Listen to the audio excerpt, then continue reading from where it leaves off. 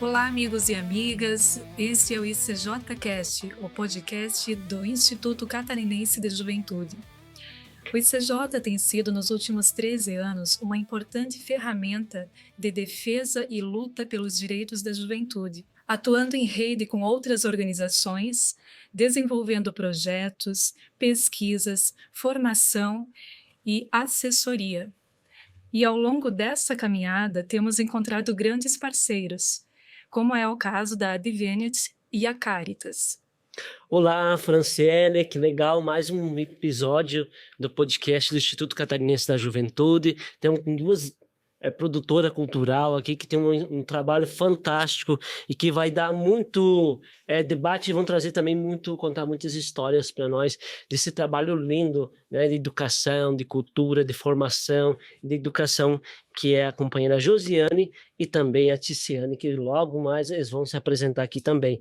E é isso aí, o Instituto da Juventude Catarinense é um espaço de mobilização, de organização, de formação e de construção de coletiva de vários militantes que participam em igreja, participam em movimentos sociais, pastorais sociais, que participam em organizações populares, organizações sociais, que se mobilizam, se organizam para fazer organização e formação. Então, assim, Franciele, nós que somos parte desse processo, é com muita alegria que a gente está indo para vários episódios e queremos dar continuidade nesse espaço do podcast ser uma ferramenta de comunicação, de formação e de educação. É contigo, Colorada. Muito bem, Ernesto. Então, hoje o nosso podcast ele vai tratar sobre juventude e cultura. Nós temos aqui realmente duas expressivas vozes para falar sobre cultura. E eu vou começar com uma breve biografia, né? Começando então pela Ticiane Kilian de Paula, isso? Ticiane Kilian de Paula, educadora popular, graduada em História, especialista em Arte, Cultura e Educação, produtora audiovisual, integra o Coletivo de Juventude, Comunicação e Cultura de Santa Catarina, mais vinculada à Frente de Cultura pelo Coletivo Nacional do MST. Seja bem-vinda, Ticiane. Então, muito bem, seja bem-vindo, companheira Ticiane, para esse momento de socialização e compartilhar também essa produção cultural. E uma outra figura aqui de Chapecó, muito importante, conhecida, que é a Josiane Giraldi, contadora de história, atriz e produtora cultural. Graduada em Letras, criou em 2010 Cia Conta Causos, trabalho com pesquisas de produção cultural, em espetáculos e narração artística, além de formar novos contadores de história pelo Brasil. Pesquisa narrativa orais de etnia cabocla no oeste de Santa Catarina e também na região do Contestado, né, podemos dizer.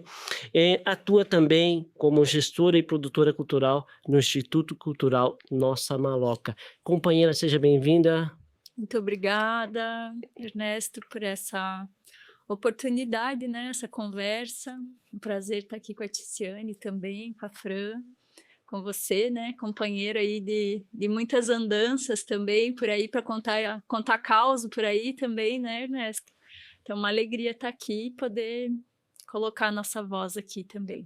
Depois dessa pequena apresentação aqui que nós dialogamos, a gente também gostaria dialogar um pouco sobre essa questão da produção cultural no MST esse ano.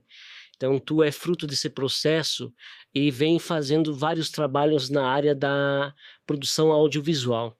Então, eu gostaria que tu contasse um pouco para nós aí como é que esse despertar da produção cultural, artística, do audiovisual despertou em você e você se sente uma educadora e uma produtora cultural nesse espaço de produzir documentário. Então, conta para nós um pouco isso, mais essa trajetória, essa história. Então, eu sou nascida e criada na cidade de Calmon, né? É uma das regiões com menor índice de desenvolvimento de Santa Catarina. Uma cidade muito atingida pela Guerra do Contestado, uma guerra que ainda não acabou, porque é uma guerra que continua sendo travada contra todo o povo caboclo, sobretudo contra o povo que ainda vive lá, resiste lá e que tem, para além da identidade cabocla cultural, também tem esses traços da etnia cabocla, né? Esses traços indígenas, negros, que não se sobrepõem aos traços europeus, né? Então, antes de ser sem terra, eu gosto de dizer que eu sou uma cabocla, uma cabocla sem terra, né? Uma cabocla do contestado, né? Porque eu venho desse lugar e entender que eu sou cabocla, reconhecer o poder disso, foi fundamental para mim entender justamente o meu papel de agente transformador, né? Entender o espaço no qual eu estava, entender por que que eu morava num assentamento, por que que era tão difícil o acesso à escola, por que que a gente levava horas numa estrada horrível de chão para chegar à escola, por que que a gente continuava elegendo pessoas ligadas aos latifúndios no meu município, por que que a politicagem era tão grande, né? Por que que ainda existia perseguição política? Por que que não existe investimento em educação e cultura? Então, a minha casa na arte e cultura acaba sendo o MST, mas eu vou reconhecer isso só com 18, 19 anos, né? Porque eu venho de um lugar com muito pouco acesso. É uma região desassistida, né, Tiziana? Desassistida pelo Estado. Projeto, né? É um projeto de extermínio, né? Não é só uma desassistência por uma questão de negligência, é um projeto de acabar com toda uma resistência, né? E o povo ainda resiste lá, mesmo com... A gente tem hoje toda uma questão de incentivo, né? De reconhecer a identidade cabocla, de valorizar essa identidade cabocla, mas a gente ainda tem toda uma dificuldade estrutural para reconhecer a importância disso, né? E eu acabo sendo fruto, inclusive, dessa dificuldade, né? Eu sou filha de professora dentro de um assentamento, mas levei muito tempo para conseguir me orgulhar de ser sem terra, levei muito tempo para me orgulhar de ser cabocla, dos traços que tenho, né? E sou fruto também de um apagamento histórico, né? Desde o meu sobrenome Killian, né? Eu costumo dizer Tiziane Killian. Aonde que tá os meus traços italianos ou alemães do meu nome e sobrenome, né? O que eu tenho são os meus traços indígenas, meus traços caboclos, né? E eles, naquela região, acabam contribuindo para toda uma exclusão, para todo um preconceito, né?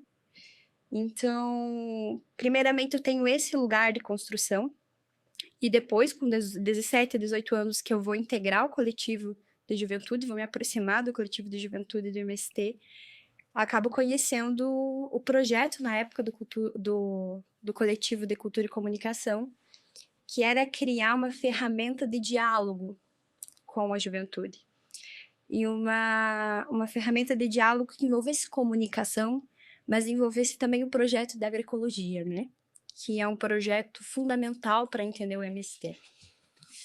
Então, a gente cria o canal Cultura Camponesa em 2019, e é a partir dele que a gente começa a pensar os processos da agroecologia e de resistência cultural dentro de Santa Catarina. E a gente produz ainda em 2019 os primeiros episódios, que é o Contestando, que é feito no Contestado, na região do Contestado, na cidade de Calmon, no assentamento onde eu morava. Então, a gente começa a enxergar também as fontes de resistência daquele território, né? E dar voz para os jovens que estavam resistindo. Começa a valorizar todas essas ações de resistência. Então, e o MST é essa casa, né? O lugar onde a gente se sente acolhido e tem esse sonho alimentado, né? O sonho de um lugar melhor, o sonho do mundo melhor. É a partir do MST, a partir dos coletivos de cultura, comunicação e juventude que eu consigo, inclusive, sentir orgulho de quem eu sou. De sentir orgulho dos meus traços, de ser cabocla, de ser uma resistente. E o audiovisual se torna uma ferramenta de dar voz mesmo, né? A todas as nossas ações e, sobretudo, aos nossos sonhos, né? Dar espaço aos nossos sonhos. E desde então a gente vem produzindo vídeos, né? Produzi durante muito tempo por meio do canal Cultura Camponesa. Produzimos vídeos sobre a questão de gênero, sobre a questão da diversidade, né? Sobre resistência das mulheres no campo, da juventude no campo. É justamente sobre isso que nós vamos falar, então, né? Eu achei interessante que você trouxe, né, essa tua bagagem de experiências, né, e que constituem o que você é hoje, né? Então, isso também te trouxe uma questão de identidade, de pertencimento, o que é muito importante.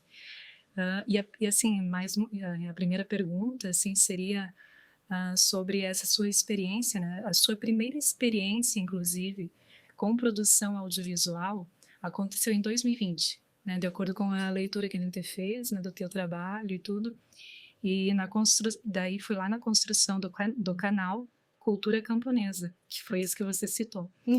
E vinculado à Juventude Sem Terra, os vídeos envolvem temas sociais, econômicos e políticos, né? Aqui do estado de Santa Catarina. Então é sobre isso que a gente gostaria de saber um pouco mais, né? Sobre o que é essa experiência. Né? Conta um pouco pra gente. Então, o canal, ele surge no encontro estadual de 2019. Ao longo de 2019, ele é gestado, né, com as experiências da agroecologia da juventude. E em 2020, a gente começa a produzir os primeiros vídeos, né? Ele é um pouco sobre se pensar, sobre se olhar para os jovens sem terra daqui do estado, né? E a partir das experiências da agroecologia que estavam acontecendo dentro do coletivo e dessa tentativa também de criar uma ferramenta de dialogar com jovens iguais a nós, né? De fazer eles terem um espaço onde eles conseguiam identificar e disputar justamente essa subjetividade, né? Nós queríamos ter um espaço também nas redes sociais, né? Dentro do YouTube, porque acaba sendo um lugar também de disputa de subjetividade. A gente sabe que mesmo dentro dos assentamentos, a agroecologia não é uma pauta geral, né? Ela não é um sonho comum ainda. Muito pelo contrário, a gente tem um agronegócio, né, com muito mais força. A gente tem uma indústria cultural vinculada à destruição mesmo, né? O agronegócio também tem toda uma indústria cultural, tem todas as músicas que entram, todas a própria identidade das roupas mesmo, né? Do que os jovens querem usar, o que eles querem ser. Então, a gente acaba tentando disputar essa identificação deles, né? E apontar a agroecologia como um caminho. Então, o canal, ele é essa tentativa, né? De mostrar que existe, sim, uma possibilidade de ser diferente do agronegócio, de resistir, que não é possível dentro dos sistemas capitalistas, de sonhar, né? Para além do consumo, e de viver, né? Viver respeitando as diferenças, acolhendo a diversidade, né? Muito bem, esse processo de resistir num território, de dizer que existe um processo cultural mesmo sendo negado, é fundamental, né? E que a classe trabalhadora, os sujeitos, né, fazem cultura. E também é uma forma, esse jeito de resistir, também é uma forma de sobreviver. Muito obrigado, Ticiane. A gente vai dialogar várias questões, vamos indo também dialogando com essa questão das experiências que tem sobre a formação do teatro do oprimido, sobre a questão mística, sobre a questão cultural também, que tem feito um trabalho legal. Mas agora vamos ouvir da companheira Josi, esse processo da maloca, que é um espaço lá no interior, Fran, que tem um sítio que foi organizado para produzir cultura, com lona de circo, com um espaço muito aconchegante, com um espaço que é cultural. Então eu gostaria, Fran, que tu fizesse agora a pergunta e ajudar a problematizar essa questão com essa grande contadora de história e que vai beber na fonte daquelas pessoas que têm muita sabedoria sobre ervas medicinais, que tem história de São João Maria e que é uma atriz fantástica. Então vale a pena ouvir ela também agora. Muito bem, então seja bem-vinda, Josiane Geroldi. Falei certo agora? Sim, Geroldi. Então, a Josiane realmente vai falar com a gente sobre a nossa maloca, né, que é esse instituto cultural que existe aqui em Chapecó, e também ela vai contar um pouco, né, da sua experiência na companhia Conta Causos, né? Então a gente esteve olhando o portfólio dela. É lindo, né? Amplo, fantástico. É amplo, com muitas atividades, muito trabalho desenvolvido, muita energia, como você vinha falando comigo antes nos bastidores, né? Colocada ali para fazer tudo isso acontecer. Então a gente quer conhecer um pouco mais disso. A gente fez uma breve biografia, né, introdução antes de vocês duas, mas agora nada melhor do que escutar de vocês, né, com as próprias palavras, o que é, né, trabalhar aí no Nossa Maloca, na companhia Conta Causas, enfim, né, conta um pouquinho quem é você. Primeiro, eu tô aqui sem respirar, né? Escutando tudo que a Tici falou aqui, é muito inspirador, né? E eu me sinto muito grata e honrada de estar aqui te escutando. E eu sou uma aprendiz dessa coisa toda, né, da arte e da cultura popular aqui da nossa região. Para falar um pouquinho, assim, da onde vem esse foguinho que está aqui dentro, assim, né, que me mantém pegando fogo aí nos dias. Eu tive a sorte de, na infância, ter tido uma professora de artes na escola pública e ter tido a oportunidade de, na escola pública, assistir um espetáculo de teatro, né? E lá, quando eu assisti pela primeira vez aquele espetáculo acontecendo, eu senti que eu era daquele lugar, né? Eu tinha que botar a minha voz, o meu corpo, para trabalhar, para produzir aquele encantamento que eu senti no dia que eu fui tocada por esse encantamento, né? E dos 10 anos até hoje, eu estou com quase 40, eu sempre trabalhei, né? A minha infância, a minha adolescência toda foi dedicada a brincar, né? Porque eu acho que nós somos brincantes, né? Brincantes do corpo, brincantes da palavra. E na universidade eu fui cursar letras, e foi ali que eu fui me aproximando mais da literatura oral, e tive ali também a grata, né, o feliz encontro com uma professora também, né, sempre os professores, né, que nos conduzem. Por isso que a educação é tão importante, né? Fundamental, né, é o nosso fundamento, né, para que a gente esteja em relação, assim como estamos, né, e a professora Adília Savoldi, que é uma professora da antropologia, hoje atuando na Universidade Federal da Fronteira Sul, na época na UNO Chapecó, numa aula de antropologia. Eu já contava histórias, né, mas eu bebia muito nos contos populares do Brasil, contava histórias de vários lugares e, ao mesmo tempo, fazia teatro na universidade, fazia parte do grupo universitário, fazia parte do centro acadêmico, estava envolvida com tudo na universidade, né? Mas aí, na aula de antropologia, que a professora Adílis começou a falar do imaginário social, da identidade cultural da nossa região, começou a falar... Foi a primeira vez que eu ouvi falar em São João Maria, foi a primeira vez que eu pude me aproximar mais da história do contestado também. E ali, naquelas aulas, né, daquela disciplina, que uma chave começou a virar em mim, e eu falei assim, caramba, como assim que a gente se diz artista? A gente quer trabalhar com cultura nesse lugar, e como que a gente olha, escuta e vive esse lugar onde a gente está, porque o que é que a gente está dizendo? Para quem a gente está dizendo? O que a gente está dizendo, né? E aí depois procurei a professora Adílis e falei assim, olha, eu conto histórias. Na época eu trabalhava no Literatório, que é o laboratório de leitura da universidade.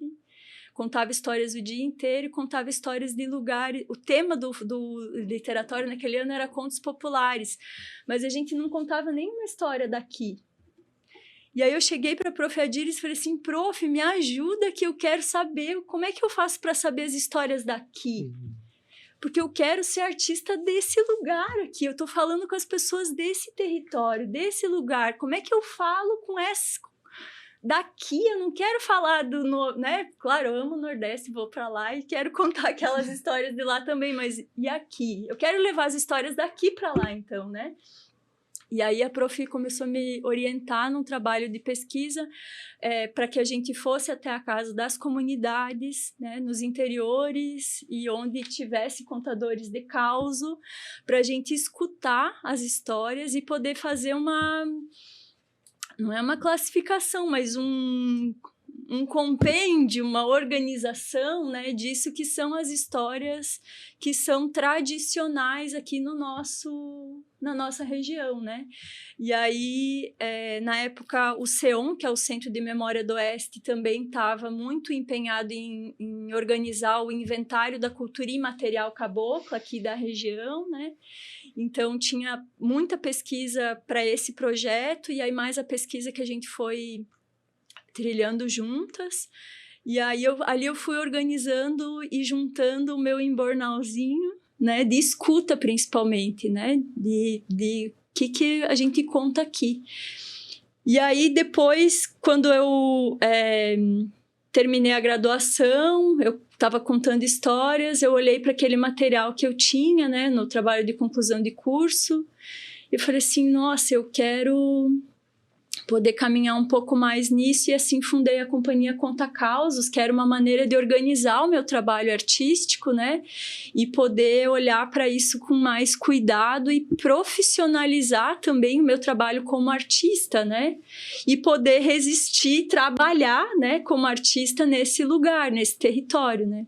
Então a companhia Conta Causos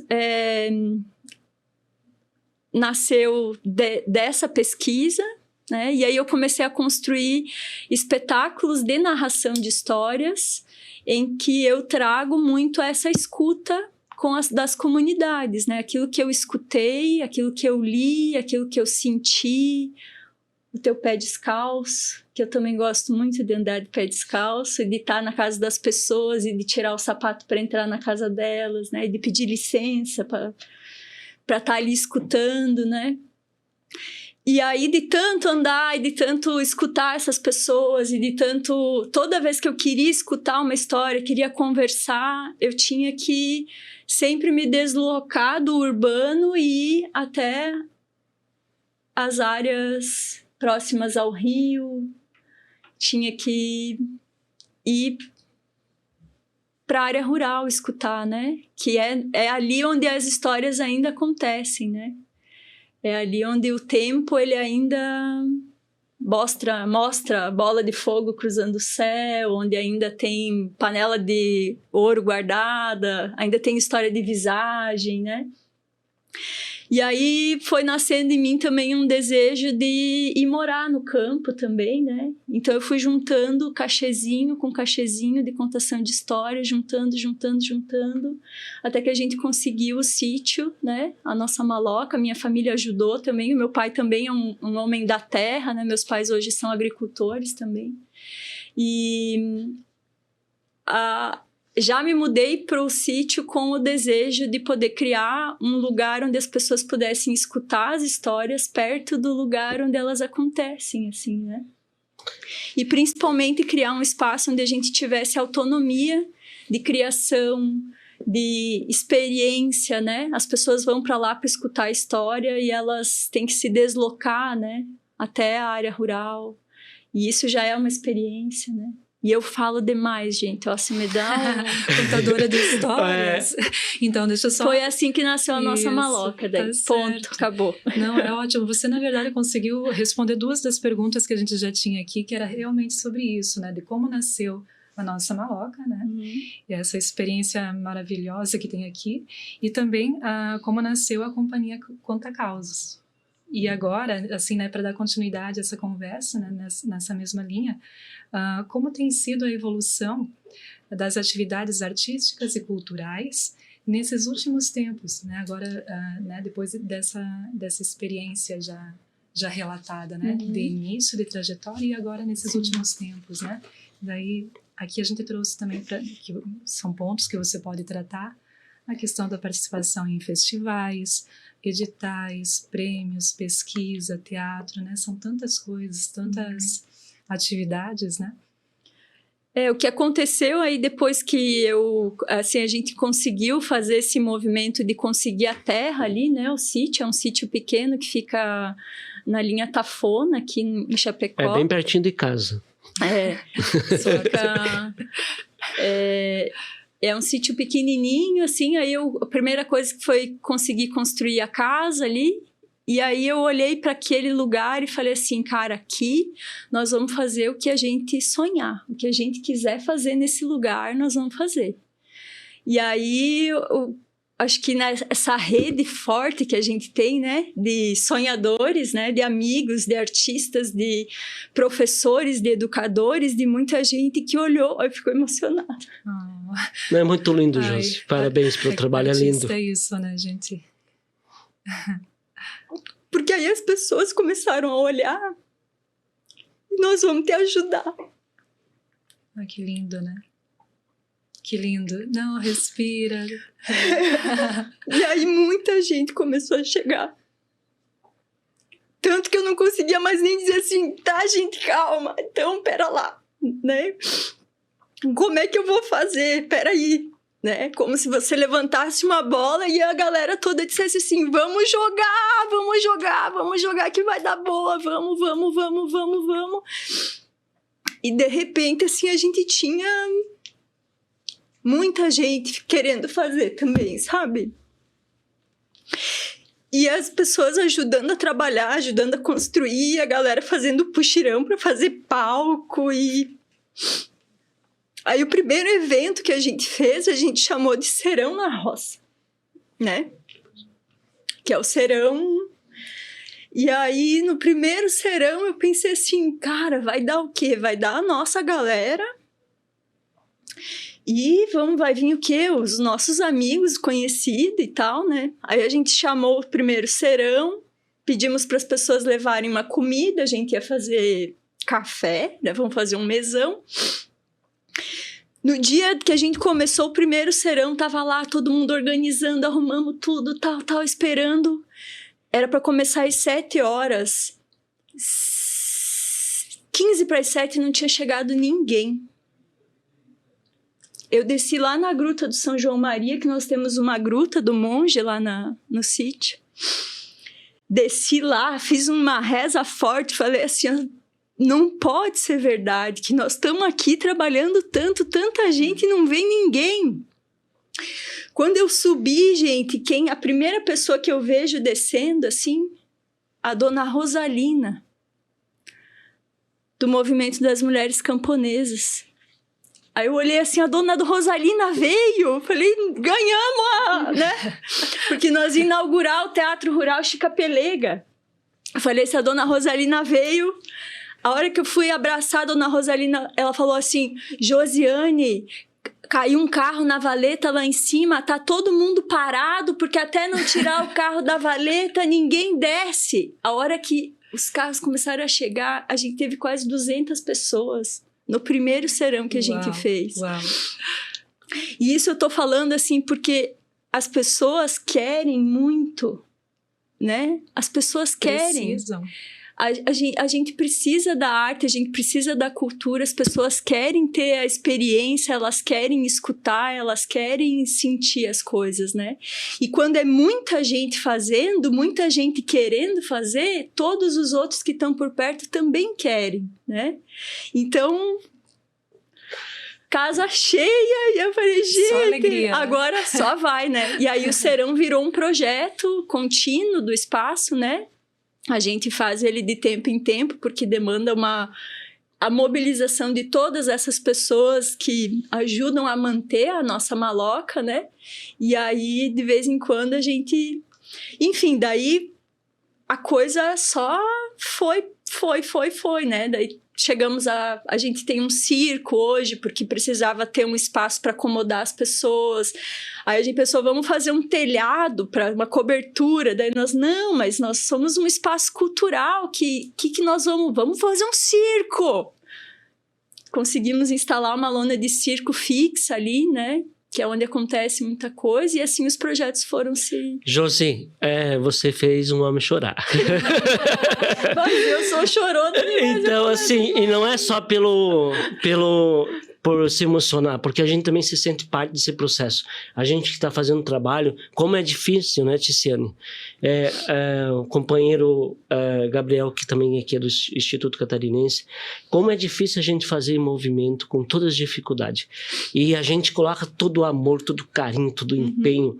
Eu me vi em você. Recente nós estávamos entrevistando o Abimael, quando nós estávamos fazendo um trabalho lá na Rádio Terra Livre, que tu conheceu lá em Abelardo, quando a gente começou a fazer um trabalho de audiovisual com o jovem.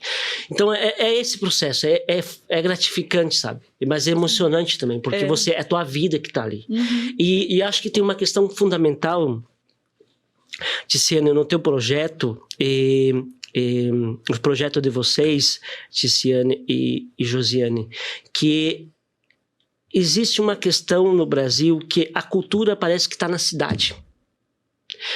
Os espaços culturais têm que ir lá para assistir filme no shopping ou na cidade. E no interior não existe. Você levou a cultura, ou seja, não é que você levou a cultura, você produz cultura num espaço no interior. Vocês produzem cultura num espaço no interior. E sobre essa problemática que eu quero dialogar, como que nós podemos utilizar a cultura como algo mobilizador, algo formativo, algo que organiza a juventude? Até a Franciele, quando nós começamos na divisão de tarefa, a Franciele gosta muito de música, né? E ela se envolve, se encanta, e a gente acompanha ela, o trabalho lindo que ela faz também na área musical. E a gente foi vendo, assim, que nas pesquisas, aonde que a juventude mais participa é nas áreas atividades culturais. Então, assim, Josiane e Ticiane, a cultura é algo mobilizador que pode... Exemplo concreto de vocês aqui, que a gente pode mobilizar, formar? Eu acho que também se faz necessário entender que o jovem é produtor cultural, né? No campo, né? O jovem camponês é um produtor cultural. E às vezes existe esse estigma mesmo, né? De que o jovem do campo, construído por aquele imaginário do campo como um lugar atrasado, como um lugar ruim, existe aquele imaginário de que não existe cultura, não existem produtores culturais no campo, né? E o que acontece é justamente o contrário, né? Desde os causos, né? O meu pai contava muito causo. Eu acreditei em visagem até minha adolescência. E eu acredito até hoje. Mas, inclusive, boa parte das visagens que eles relatavam tem muito a ver com o cotidiano, muitas vezes até de violência. Sim. Ou de uma necessidade de sobreviver, ou de reconhecer lugares perigosos, ou de reconhecer situações de risco, né? Então, também tem essa raiz, né? Claro que tem também outras raízes, né? Mas também tem esse lugar, né? De uma forma de preparar, né? O caos como uma forma de te preparar para uma situação de risco, né? Então, a gente ouvia muito caos quando faltava luz em casa, o pai contava muito caos, né? Como uma forma também de interagir, né? E nós tínhamos um imaginário muito fértil. A gente criava muito, porque a gente brincava. A gente tem hoje, inclusive na cidade, justamente essa dificuldade, às vezes, de que as crianças brinquem, de que os jovens brinquem, né? Brincar é fundamental para a cultura. Porque é ali que você materializa as ideias, né? Que você constrói, que você cria. Então, esse jovem... ele tem cultura e ele faz cultura no campo. E às vezes a gente tem dificuldade de reconhecer a importância disso. Às vezes a gente cria um projeto com um jovem no campo e acha que vai levar a cultura para ele.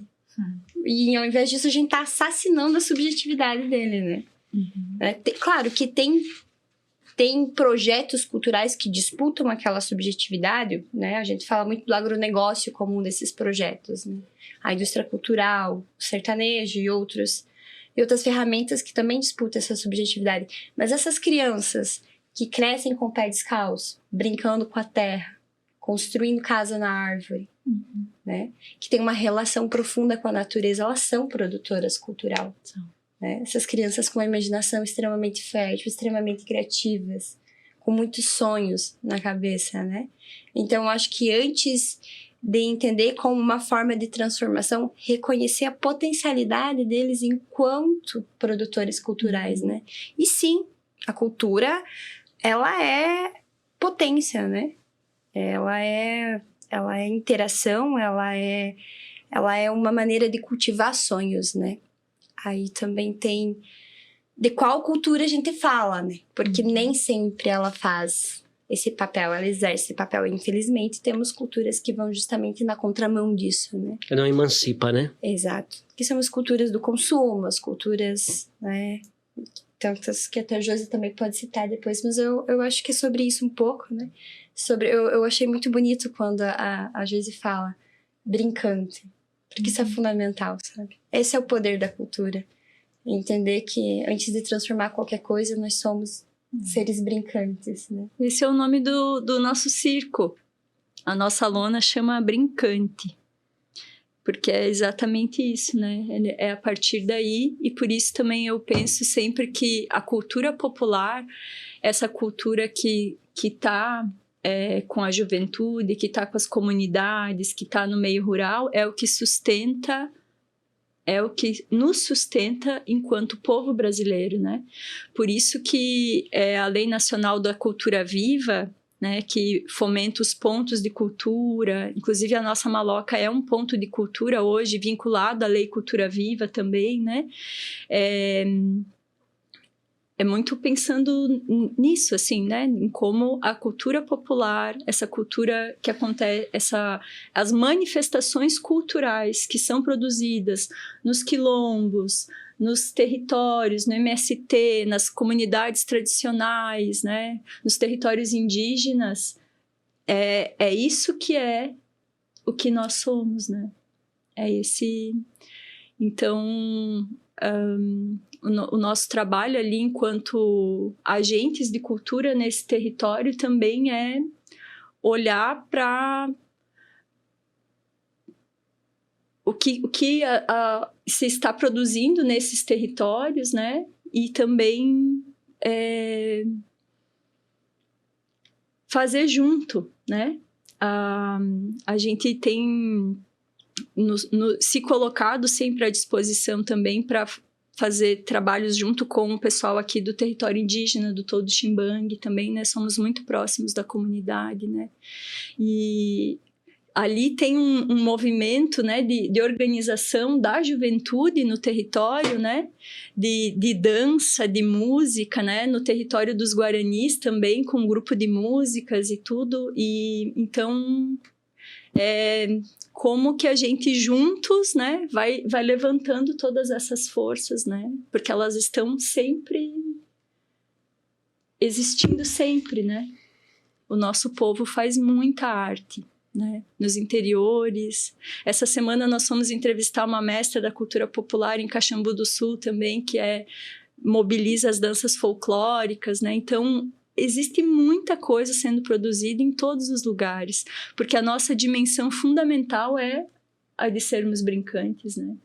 A gente trabalha e produz porque a gente precisa viver dentro desse lugar que a gente está, né?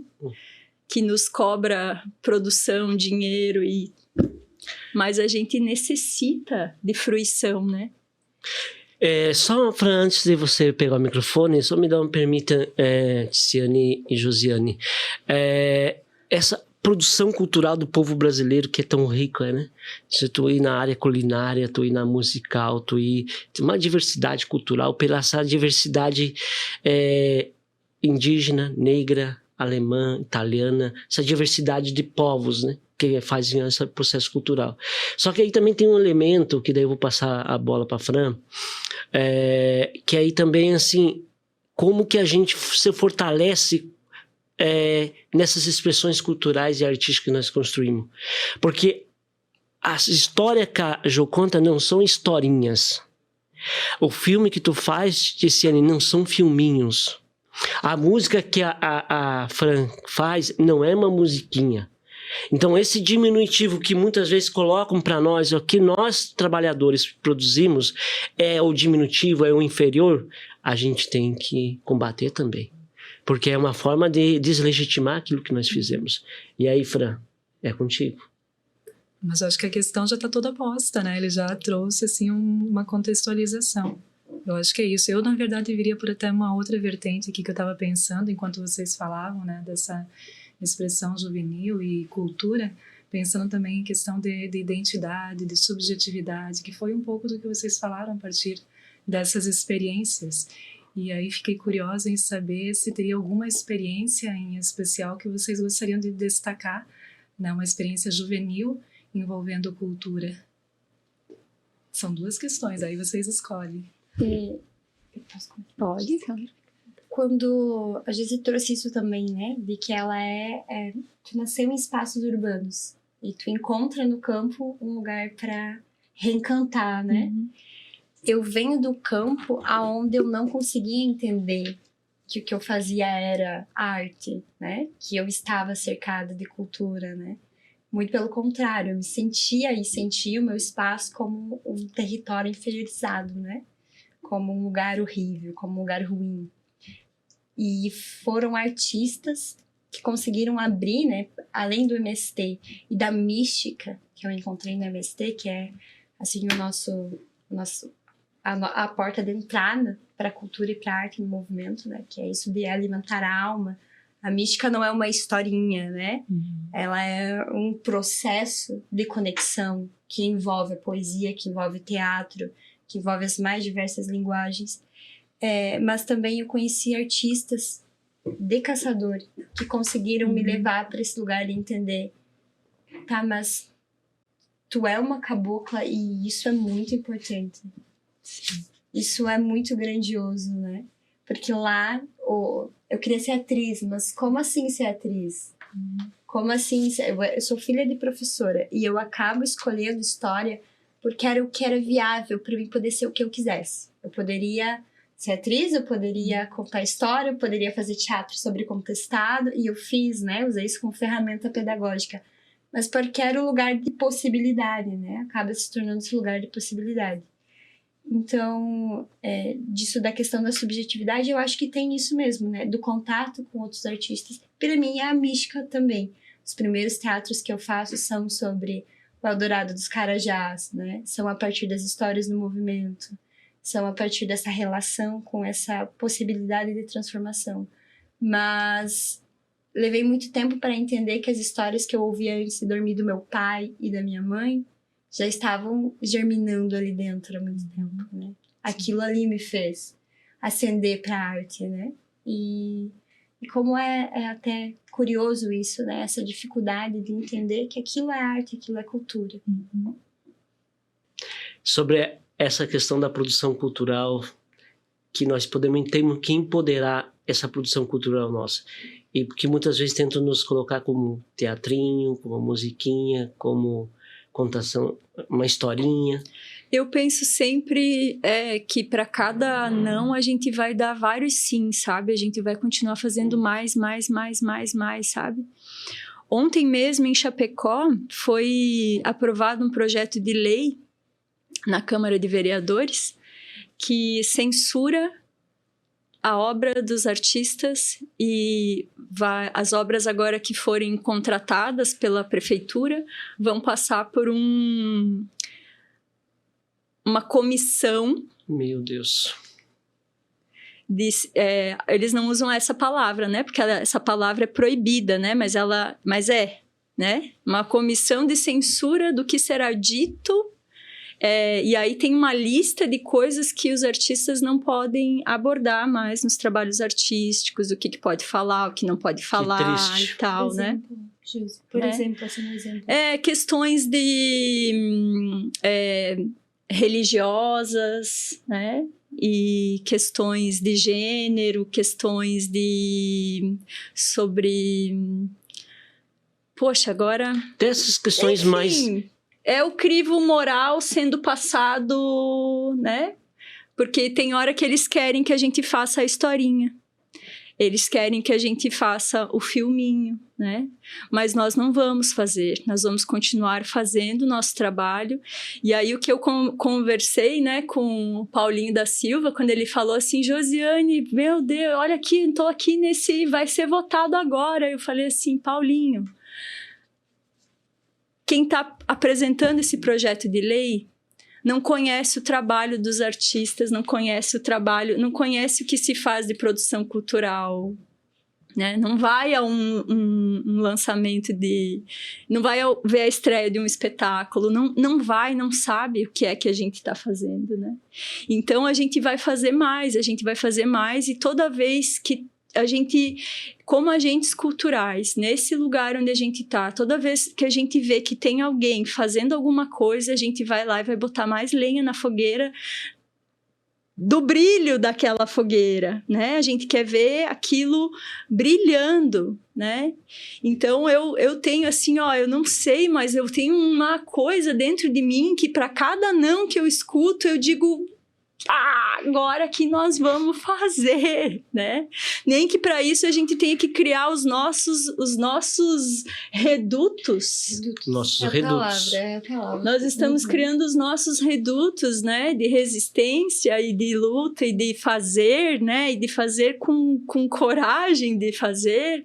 E aí tem mais gente que vai chegando, né? A juventude, ela vê onde a fogueira está acesa. Né? Porque é isso, as pessoas vão onde a luz está acesa. Como é que a gente deixa essa fogueira acesa, né? E acende a fogueira dos outros também, porque quando alguém está com vontade de fazer, o que a gente faz para que o outro... Né? Embora, Ernesto, a gente escute essas coisas, sabe? Ontem eu fiquei muito, muito triste, assim, a gente estava lá na nossa maloca ensaiando um espetáculo novo que ia estrear hoje lá no território indígena.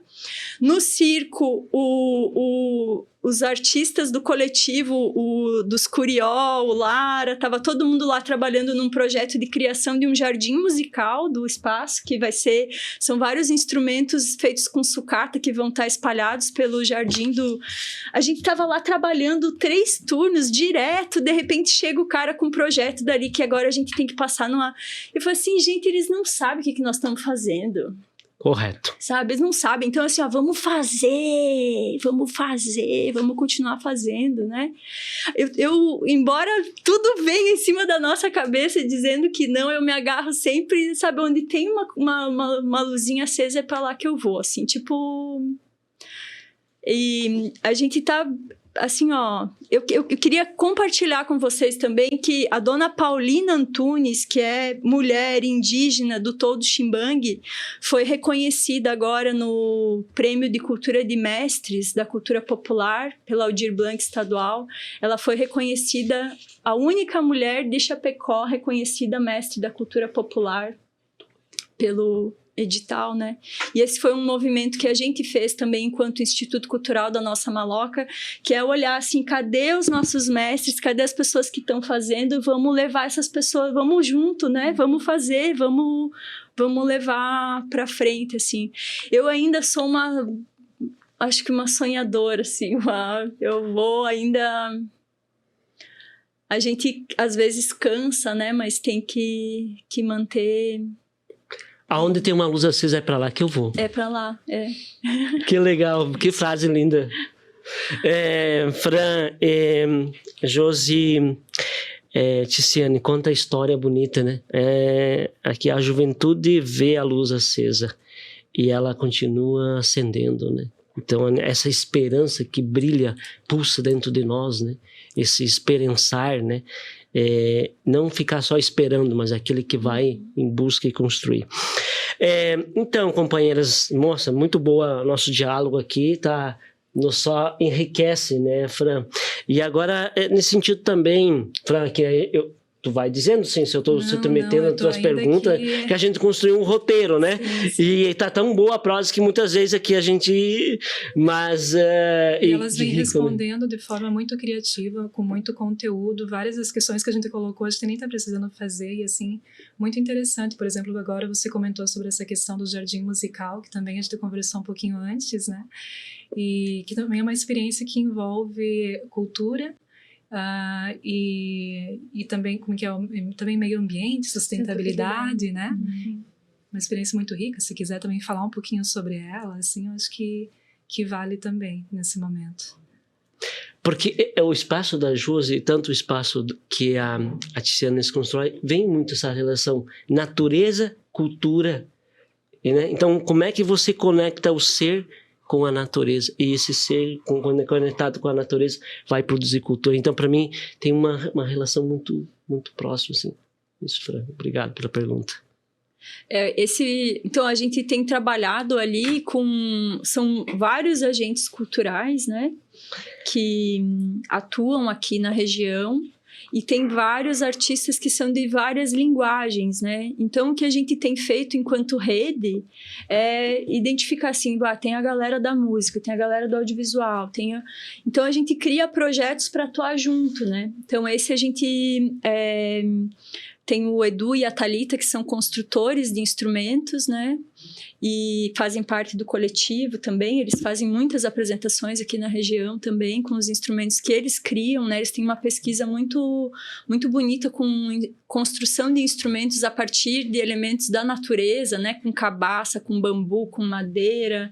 E aí criamos o projeto chama Melodias do Futuro. Escuta na natureza as melodias do teu futuro, né? Que é uma frase do Reich.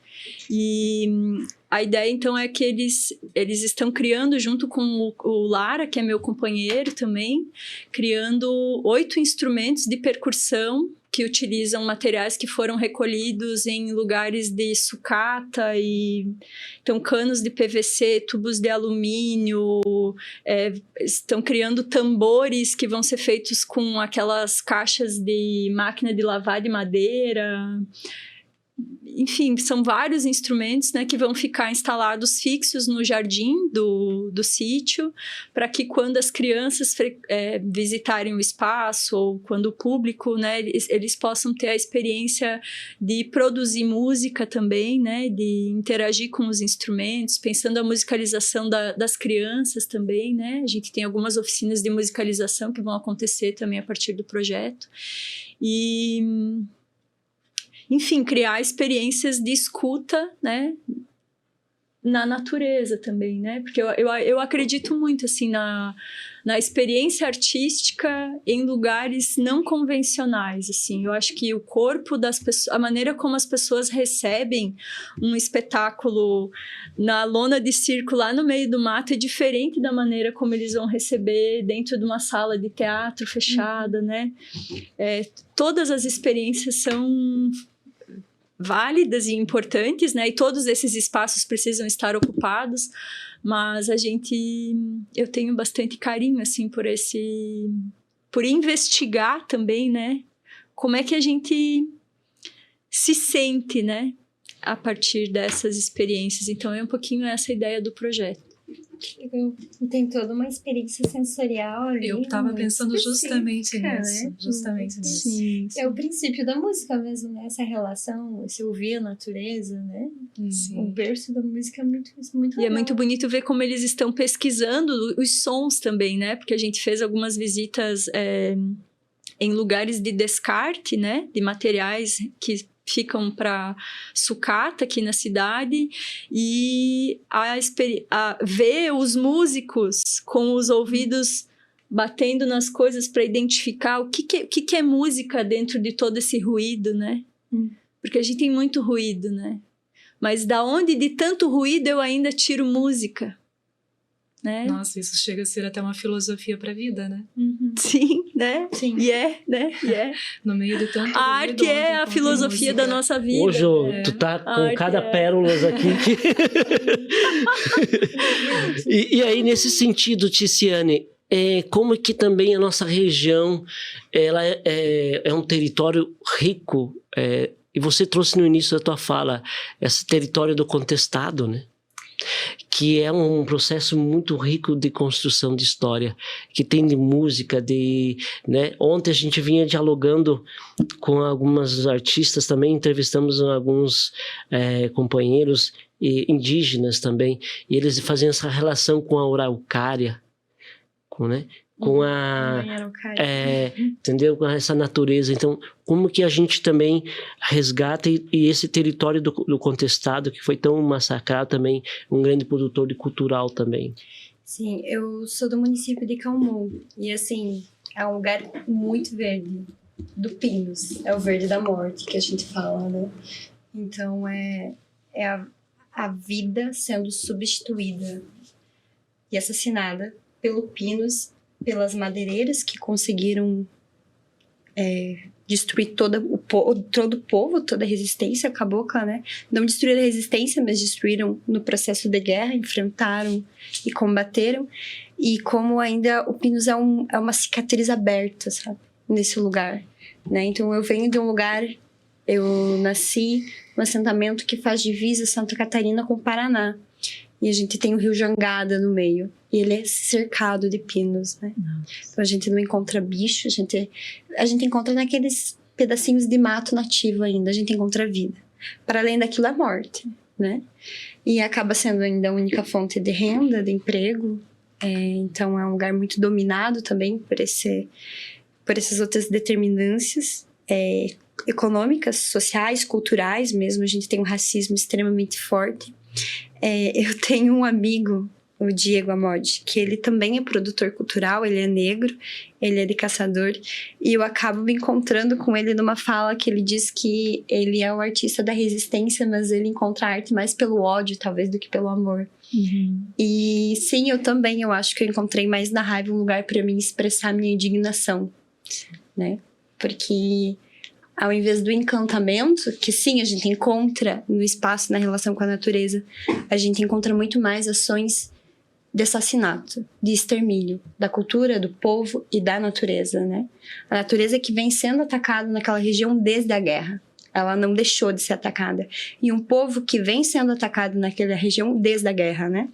Inclusive, resulta numa peça de teatro que eu fiz com a rede de educadores caboclos, que ela na época era também muito impulsionada pelo Eduardo Nascimento, que é um artista lá da região Taquara Verde. É lindo, ele é um músico, mas ele também faz produção audiovisual. Ele era professor, agora ele não tá mais dando aula, mas tem essa questão de alimentar também, né? De impulsionar os projetos, de reconhecer, de entender a importância daquilo tudo. Então, até a peça que a gente fez, como uma atividade da rede, era a guerra ainda não acabou, né? Então, como transformar tudo aquilo, todo esse ódio, toda essa indignação em produto artístico, né? E numa arte que não vai ser uma arte, assim, para você... ela é questionadora, né? Ela é uma coisa que questiona o abandono do Estado, ela questiona ainda a elite política que existe lá dentro, né? A gente ainda tem curral eleitoral lá dentro, curral eleitoral lá dentro, né? Com muita força. Então, eu vejo essa força cultural e artística do território do contestado também por esse lugar. Nós tivemos na guerra caboclos que não aceitaram a imposição, né? Caboclos que se reuniram em redutos, que se alimentaram da fé, se alimentaram da mística, mas eles lutaram, né? Então, eu me entendo nesse lugar de luta constante, cotidiana, como uma cabocla, como uma mãe, como uma pessoa que vem de um lugar marginalizado. Então, eu cotidianamente estou lutando. O palco é meu lugar é minha luta também, é um desses lugares de luta. A câmera, quando eu filmo, também é minha ferramenta de luta. Então, por mais que às vezes o meu texto seja lido com uma voz suave, porque muitas vezes eu estou narrando nos vídeos, mas é um espaço de luta, né? De luta constante. Então, eu acho que eu venho de um lugar privilegiado nesse sentido. O povo lá ainda é um povo que luta, ele nunca abaixou a cabeça. Desde a Guerra do Contestado, né? Então, aí se caracteriza como um espaço de denúncia, de resistência, né, de luta, como você vem falando, e enquanto você falava, eu lembrava do teu trabalho e das suas experiências voltadas ao teatro do oprimido. E até, se você puder falar um pouquinho sobre essa experiência, eu sei que tem formação, né, relacionada ao teatro do oprimido, e, enfim, teve aí um movimento também em 2023. Fala um pouquinho mais sobre isso para a gente conhecer um pouco mais disso, sabe? Dessa expressão cultural que também é necessária. Assim como tem a arte, a cultura que encanta, tem a arte e a cultura que serve como resistência, como manifestação de coisas que a gente precisa expressar também. Sim. Né? A arte é expressão em todos os sentidos. Então, fala um pouquinho para nós sobre isso. Então, minhas primeiras experiências com o teatro do oprimido, ela ainda vem antes dos processos de formação em 2023, né? Elas vêm já nos primeiros contatos com o MST, né? As primeiras oficinas. Então, eu tinha colegas jovens do coletivo de cultura e comunicação que davam oficinas de teatro do oprimido, ali teatro fórum, né? Tinha essa primeira introdução. E já era um lugar que eu me sentia muito à vontade, né? Era um lugar que me encantava, era um lugar que eu gostava de debater, de questionar, de pensar. E em 2023, a gente vai ter o Gustavo Zardo, de Caçador, junto com a Lu. que vão conseguir trazer professores de teatro do oprimido. Era online, né? Porque infelizmente em 2023 a gente ainda estava sob os efeitos da pandemia.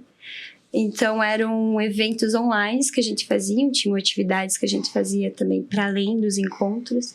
Foi um momento para mim muito marcante, porque também era um momento em que eu estava mãe, né? Minha filha tinha acabado de nasceu durante a pandemia, a gravidez inteira durante a pandemia, né? O parto durante a pandemia. Então aquele era o lugar onde eu conseguia ser alguém além de mãe. E era o lugar onde eu conseguia me sentir acolhida enquanto mãe. Onde as pessoas enxergavam que eu estava ali como uma criança e conseguiam ver para além da mãe a mulher que estava ali, a atriz que estava ali, a voz que existia ali. Coisas que todos os outros lugares silenciaram. Então, acaba que as pessoas que estavam fazendo, né, realizando aquele projeto Teatro do Oprimido, se tornaram a minha fonte de segurança, de acolhimento, né? Mesmo sendo online, eles conseguiam trazer um calor, sabe? Que faltava naquela solidão imensa causada pela pandemia e, né, ainda mais devido à maternidade, né? Então, acaba que depois eu vou utilizar dessas técnicas nos espaços da escola, mas é sempre nesse lugar, né? De pensar, mas para além de questionar e de lutar, acolher os oprimidos, né? Antes de tudo. Ótimo, ótimo. É bem nessa linha. Nós vamos agora dar sequência, né, com outras questões, enfim, relacionadas à comunicação criativa, aliás, à economia criativa e políticas públicas, né? E aí dentro disso, né, vendo a cultura como potência. E como os editais, daí isso eu falo para as duas, né? Como os editais Paulo Gustavo, Aldir Blanc, outros aí que vocês possam citar, impactam os jovens artistas. Agora pensando mais nesse âmbito econômico até, né?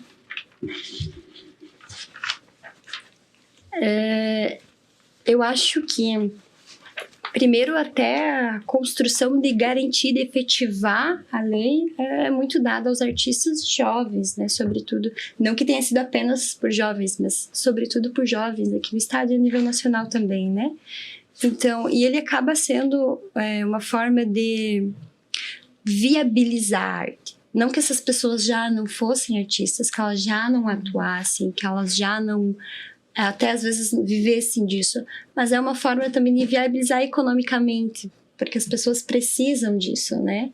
A gente tem contas, tem boletos, e às vezes até para comprar equipamentos, para melhorar a estrutura, a gente precisa de renda, né? Precisa de verba. Então eu acho que tanto a Paulo Gustavo quanto a PENAB, elas se tornam essa possibilidade, né? Esse caminho de viabilizar projetos. E eu acho que, para mim, para o nosso grupo, não falo apenas de mim, mas para o nosso grupo de jovens, para o nosso coletivo de cultura e comunicação, ela foi uma porta de entrada, assim. A gente teve outros projetos audiovisuais que aconteceram, né? A gente construiu, inclusive, uma rede, né? E a gente está fortalecendo essa rede. A cada ano que passa, a gente tem mais pessoas aprovando projetos, um colega chamando o outro, né? Um fortalecendo o outro, né? Iluminando aquela chama, alimentando aquele fogo, o que é muito importante. Então, acaba se tornando essa porta de entrada, essa possibilidade, né? Assim como tu comentou da mestre de cultura que foi aprovada aqui, a gente teve lá em Anchieta, que agora a gente tem se aproximado muito disso também, que são dos guardiões de sementes, né? Então, a gente conseguiu aprovar lá também uma mestre de cultura como guardiã de semente, né? E como isso é importante, a gente tem jovens que são guardiões de sementes. Você lembra o nome dela? Sim, porque eu ajudei a construir o processo, a Zenaide Hermina Milan.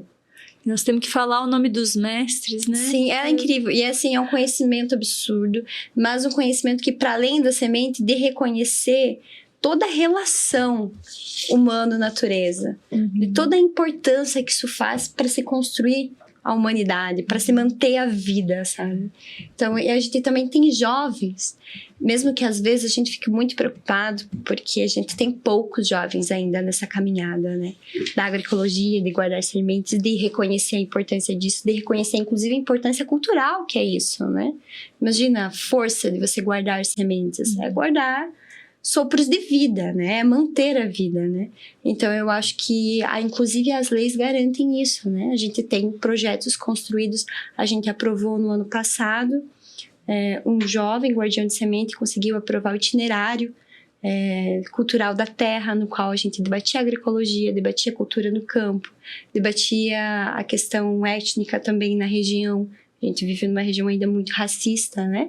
Então a gente conseguia pensar todos esses processos e plantar árvores, pensar nas sementes, pensar nas possibilidades de resistência e de garantir o futuro, né? Então eu acho que um pouco dessas leis, elas viabilizam esses sonhos, né? E inclusive elas são atacadas depois com leis como a que você citou aqui no caso do Chapecó, ou com projetos em alguns municípios que direcionam para determinados projetos de interesse da gestão, né?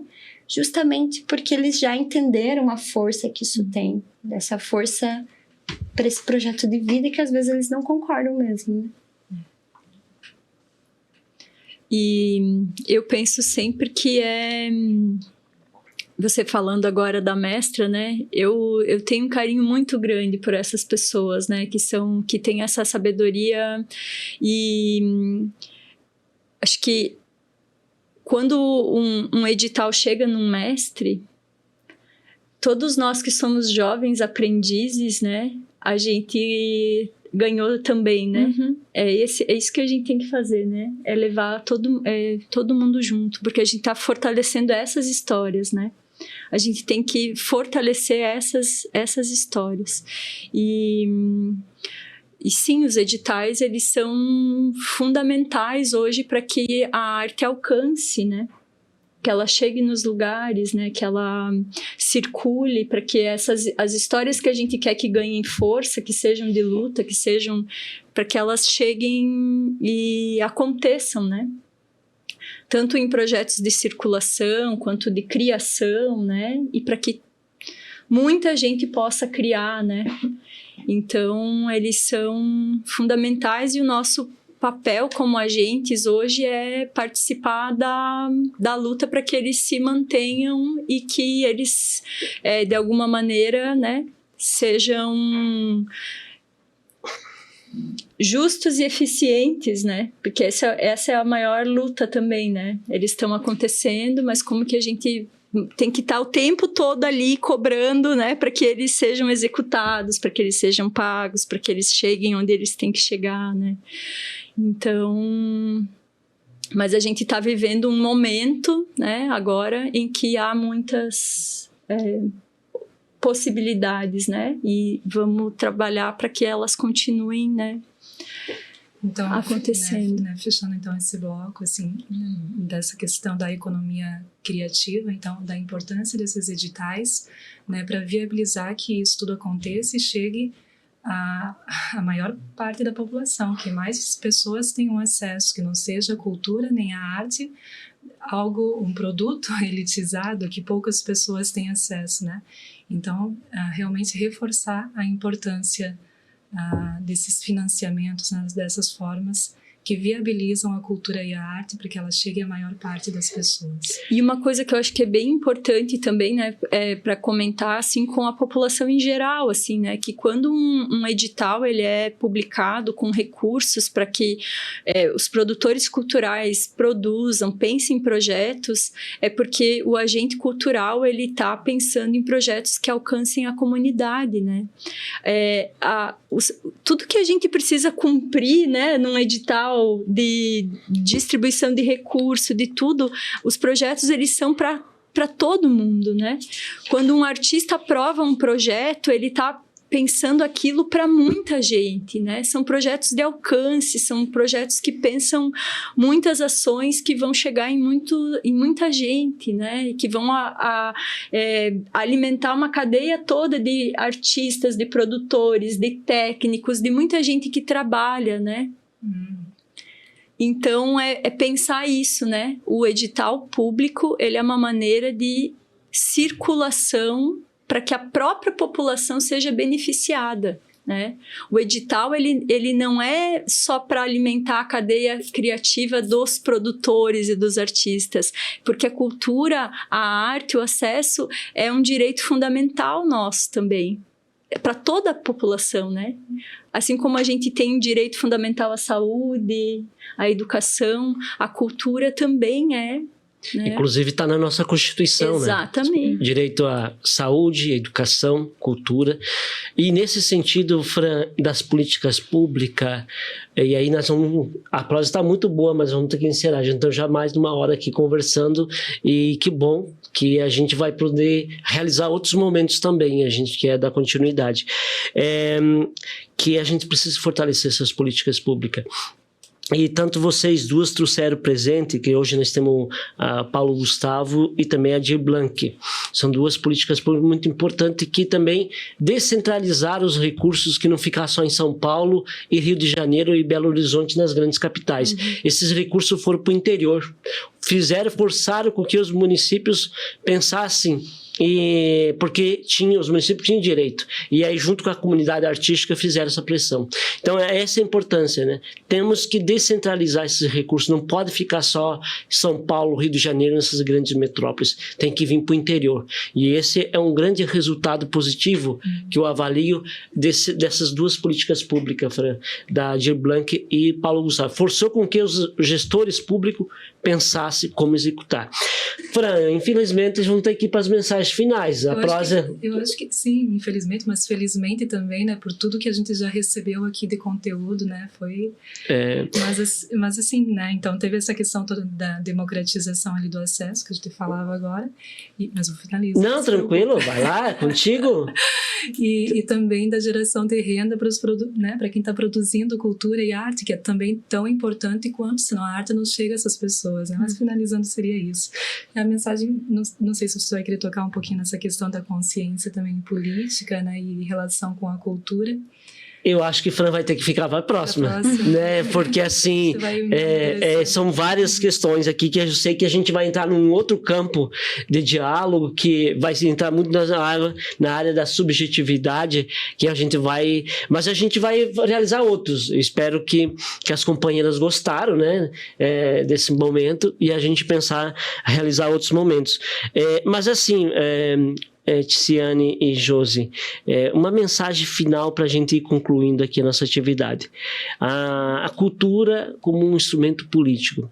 Qual a mensagem que vocês deixariam para a juventude, para todos que vai ouvir esse podcast do Instituto Catarinense da Juventude? Qual é a mensagem que vocês deixam para quem vai ouvir, e também convidar outras pessoas para acompanhar nosso podcast do Instituto da Juventude Catarinense? E o próprio trabalho de vocês, né? Também podem fazer a divulgação do trabalho de vocês. Acho que esse também é um momento, um rede social, espaço para isso.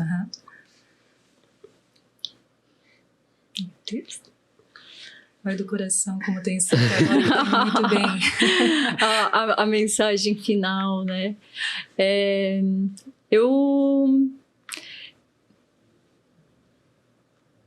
Acho que eu volto a falar que eu sou uma pessoa que eu acredito muito, né? A minha vida tem sido acreditar que a arte, a cultura e tudo que a gente mobiliza, de alguma maneira, toca, afeta, né? E é pelo afeto que a gente consegue transformar, às vezes, coisinhas muito pequenas, né?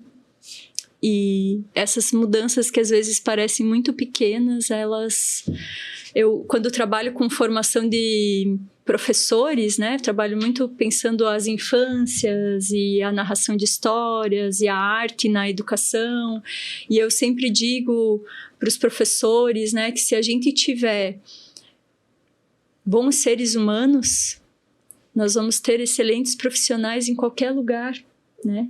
Então, a base nossa é desenvolver... Desenvolver não, essa é uma palavra que a gente não quer mais usar, né?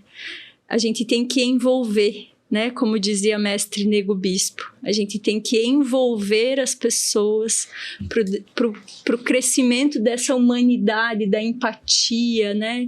Então, eu sou uma pessoa que eu acredito muito e tenho procurado dar abraço dado com essas pessoas todas que também acreditam, né, na arte, na cultura, nos movimentos todos, né, que estão querendo para nós uma vida diferente do que essa que estão nos empurrando goela abaixo, né?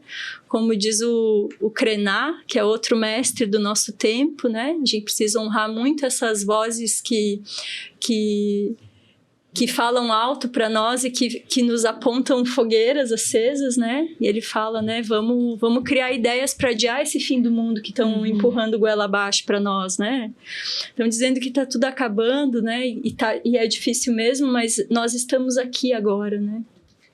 Então, quais são os movimentos que nós estamos fazendo, né?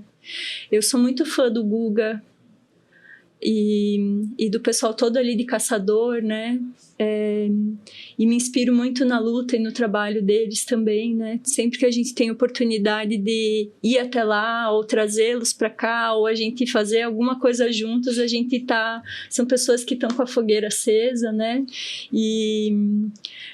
Enfim, tem muita gente fazendo muita coisa, né?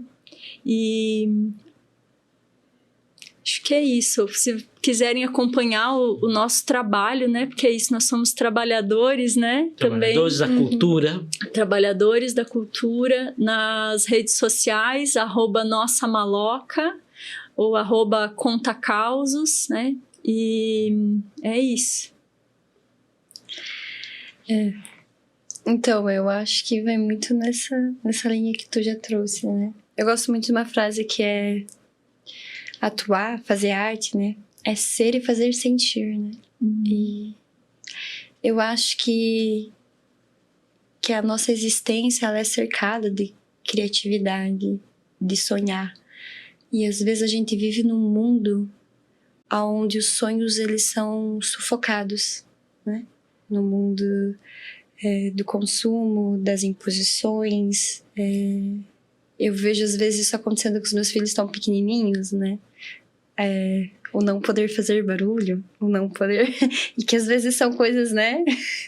Do espaço, do ambiente, Mas como às vezes desde que uma criança nasce, com toda aquela vontade de ser, de existir, e que ela precisa que para que ela cresça, para que aquilo floresça ainda mais, ela precisa que quem tá... a aldeia que tá cercando ela dê espaço para ela ser livre, mas que se faça sentir também, que se afete por aquilo. E eu ainda sinto que somos todas crianças, estamos todos aprendendo a viver. E como a gente tem, às vezes, constantemente sufocado os nossos sonhos e tem tido eles, né, assassinados por todo esse sistema, por todos esses processos de extermínio, né? Então, eu acho que sonhar é um direito, não só da juventude, mas sobretudo da juventude, e lutar pelos sonhos, lutar cotidianamente, fazer a voz valer, se necessário gritar, porque muitas vezes é necessário gritar, e que não é loucura gritar, muito pelo contrário, né? Acho que calar-se diante disso tudo é doentio. Gritar é uma necessidade. Gritar pela vida. Possibilitar que os sonhos floresçam e que eles tenham um espaço de vida para florescer cada vez mais. E é isso. Eu vou tentar divulgar o canal Cultura Camponesa, né? A gente tá alimentando ele. A gente não tem ainda redes sociais das produtoras, a gente tem as nossas individuais. Mas eu queria também pedir para as pessoas acompanharem colegas nossos, né? Para também alimentar essas fogueiras aí. Tem a Camila Dutra, que é uma artista incrível. Eu me inspiro muito nela. Ela trabalha com audiovisual, ela tá fazendo um livro, ela trabalha com podcast. Ela é incrível, ela é sensacional. A Deviane Velho também, que está no audiovisual, é uma voz poderosíssima do audiovisual. O próprio Eduardo Nascimento, o Diego Amodi. Então, são pessoas que estão levantando várias questões. Isso, estou falando lá da região do Contestado, Caçador, Taquara Verde região. E aqui do nosso extremo oeste, para além de Chapecó, a gente tem Afrodesmo, né? Que é um espaço, um reduto de resistência que a gente tem ali em São Miguel e que vale muito a pena conhecer. Tiziane, tu tá falando dicas, né, indicando aí.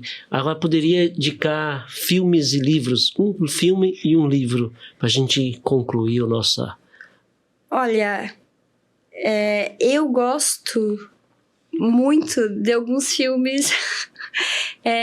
Eu gosto muito do Labirinto do Fauno. Mas livro, eu vou indicar o da Camila Dutra, que é Mãe Come Frio, tá? Porque ela tá lançando também e é sensacional. Eu li ele alguns anos atrás, quando ela ainda estava, assim, ela ainda estava gestando ele. Mas tem um filme brasileiro que eu acho que vale muito a pena assistir, para além do Labirinto do Fauno, que é o Bacurau, sabe? Que ele é sensacional. Bacurau, né? Muito bom mesmo. Show de bola. Jô. A gente falou muito aqui sobre o brincar, né? E tem um documentário brasileiro que chama Tarja Branca, da Maria Farinha Filmes. E é uma produtora que pesquisa muito as infâncias no Brasil, né?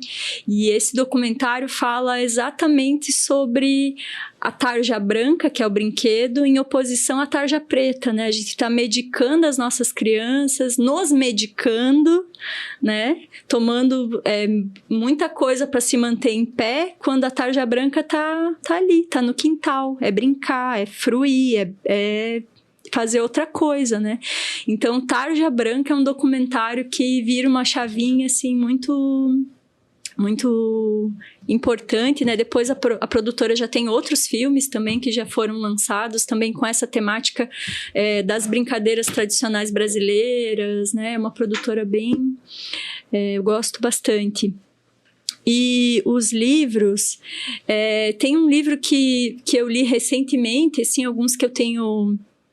e que me impactou bastante, assim, A Terra Dá, a Terra Quer, do Antônio Bispo dos Santos, né? Que é esse mestre quilombola que vai abrir o nosso olhar, assim, para a gente pensar as culturas tradicionais, né? E ele convida também a gente a abandonar algumas palavras, né? Eu falei aqui, vamos abandonar a palavra desenvolvimento, porque ele fala das palavras germinantes. Ele fala assim, nós vamos escolher quais são as palavras que a gente quer ver germinar aqui no nosso território. Então, a gente não vai mais falar em desenvolvimento, porque essa palavra de desenvolvimento é uma coisa que eles empurraram goela abaixo em nós. Nós vamos falar em envolvimento, né? E ali o livro traz assim, ó, ele vai trazendo cada palavra germinante que ele quer para o território, pensando decolonialidade, pensando no fortalecimento das culturas tradicionais, né, dos povos os quilombolas, os territórios indígenas, né? Tem uma frase dele que eu acho genial no livro, que ele fala assim, ó, quando o quilombo e a favela e os territórios indígenas se juntarem, a gente derrete o asfalto. E é isso, né? Então, tem muita gente escrevendo muita coisa que acende a fogueira, né? E o próprio Krená também, né? Toda a produção dele. E tem um outro pensador também que chama Luiz Rufino, que também tem escrito muito sobre esse movimento decolonial, né? Para a gente pensar os saberes ancestrais, né? O que o Krená fala, né? O futuro é ancestral. Se a gente quer continuar existindo aqui, a gente vai ter que olhar, né? A gente vai para frente, a gente sabe que vem inteligência artificial, vem muita coisa, mas a gente vive num ambiente que é natureza. E aí, né? Que choque é esse, né? Então, essas dicas aí. Vamos germinar, vamos semear. Fran, é contigo. A gente vai deixar uns livros aqui também, o Estatuto da Juventude. Esse aqui, depois, Tiziane, eu entrego para ti. Esse outro livro também, Jô, a gente vai disponibilizar. Então, vamos semear palavras que são importantes, cultura, informação, né? E o livro também. Então, convido vocês para a gente finalizar, pegar uma semente e a gente vai germinar e vamos ser sementes. Sejamos sementes. Sejamos sementes. Muito bem, Muito gente. obrigada pela participação de vocês e pela rica discussão que nós tivemos aí com tantas contribuições e tantos olhares, né, sensíveis que só podem vir da arte e da cultura. Obrigada. A gente que agradece.